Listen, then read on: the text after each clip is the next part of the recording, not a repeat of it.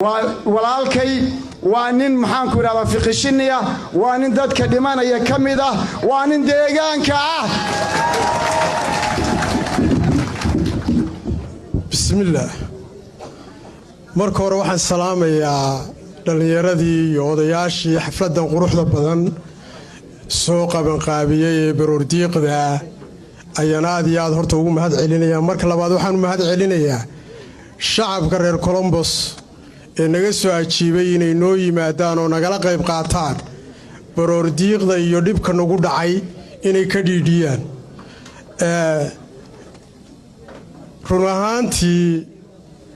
waxaan rabaa dhowr qodob inaan taabto odayaashii ugu horreeyay baa waxay ka dhawaajiyeen inaanu kala qaybsannahay 14 isin bay leeyihiin deegaanka Sooliya Sanaag iyo Cayn mowqifkoodii ama miidiyaha ama meel walba ka aragteen waxgalkii iyo aqoon-yahanadii deegaanku lahaayeen iyagana waad aragteen codkoodii gabdhihii iyo haweenkii iyo guuto koowaadna waad aragteen wax horta kala qaybsanaan la yiraahdo ma jirto haddii awal horena lagu xamanayay inaanu xagga u janjeerno waxaanu caddaynayaa in qof kastoo Sooliya Sanaag iyo Cayn degani ay ka go'an tahay inuu dagaalamo reeriyada tuuro oo cadawgana uu iska kiciyo waxaanu diyaar u nahay oo aanu ka rabnaa Soomaali horta annaga waxaana loo dilayaa maxaad Soomaali weyn u tii waxaanu u dhimananaa ee dadka iyaga loo leynayaa ama loo barakicinayaa waxa maxaad u doorateen Soomaali weyn maxaad u rabtaan Soomaali weyn qof kastoo Soomaali weyna wuxuu xaq u leeyahay maadaama annagu aanu horena xornimada u dhalinay haddana aanu taaganahay inay Soomaaliya kala go'in waxaanu xaq u leenahay in lagu taageero xogaa waxaad moodaa dawladda federaalku inay naga sii jeedo annagoo hawshoodii hayna oo aanu diyaar u nahay inaan dalkaas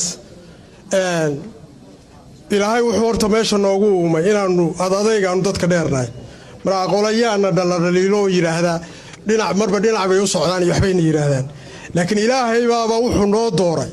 labada buuro dhaxdooda inaanu deganaano annagoo tabartayada aad ogtii haddana aanu ku adkaano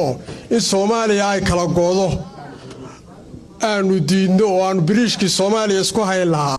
inaanu ahaano marka aad iyo aad baan idin salaamayaa waxaan kaloo ku darsanayaa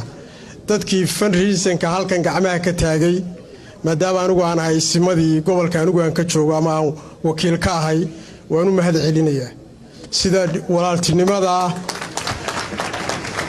ee Soomaalinimada